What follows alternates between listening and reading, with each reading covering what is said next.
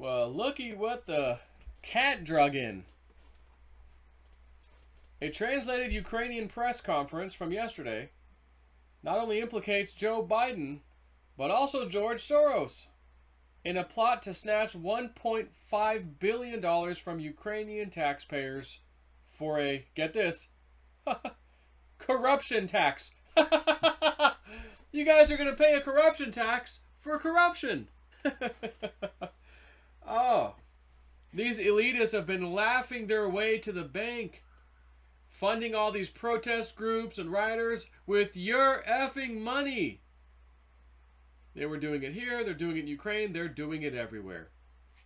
But let's take a little look and see what these guys have to say, because they're going to speak, but it's in Ukrainian, so I mean, I'll go ahead and let the audio play, but you might as well just read the screen. Не даст обидеть Коболева. А знаете почему? Got a better idea. I'll just go ahead and read it to you. How about that? We can lower this down. Let's start over. Biden will let Kovalyev get hurt, and you know why? Because millions received from pseudo-European gas, which in reality is, I'm waiting for the next thing, the reverse of Russian gas are at stake. The price of interest was 50 euros per every 1,000 cubes. We are talking here about a corruption tax for every citizen of Ukraine through overstated gas tariffs from Naftogaz. Thus, according to the most recent conservative estimates of experts alone, the team of the so-called reformers snatched $1.5 billion from our fellow citizens and paid it in salaries and bonuses to themselves and shared it with their American curators.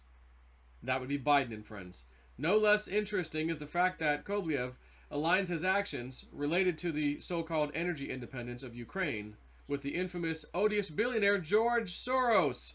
And to do this, he and his accomplices from Naftogaz went on business trips to London.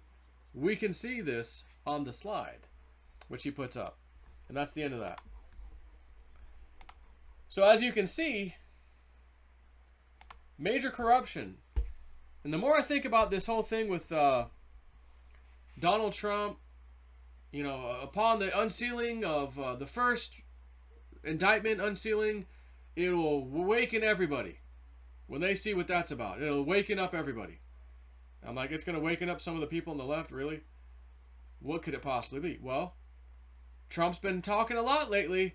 Obama committed treason, he's now saying effortlessly when he speaks. Without news media, without giving a specific example, Trump is saying that Obama committed treason. So if you hear that Obama committed treason and he's the first unsealed indictment, could you imagine that? And I'm looking at the days here. It's the 23rd of June. You know, and I'm not even sure how many days are in June. 30.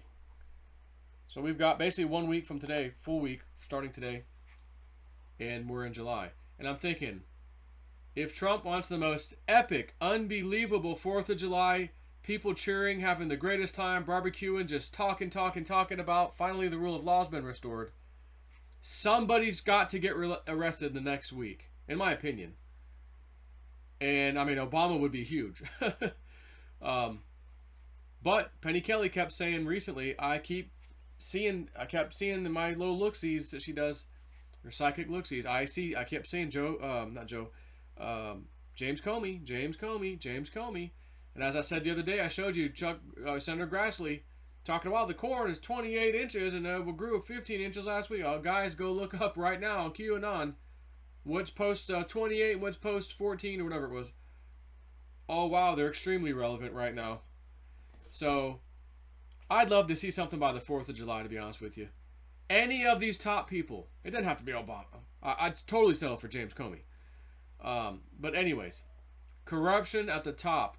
Joe Biden, as my mom's been saying since last year, before Joe Biden was the pick, the Democratic nominee.